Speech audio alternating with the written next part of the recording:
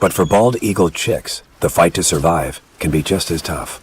The bigger chick, Luna, can easily dominate her smaller brother, River. When Spiro arrives home with breakfast, Luna's instinct is to hog it all. And she does. A single well-fed chick has a better chance to survive than two smaller chicks. When Misty arrives with second breakfast, Luna's already stuffed, so River finally gets to eat something. As the sun heats up the ocean, fishing will get harder, and then there might not be enough for both chicks. This is unusually intense heat for early June. Frail young River is suffering. Luna's bigger and stronger, so she can hog all the shade. Spiro's only catching one fish a day now in this hot weather.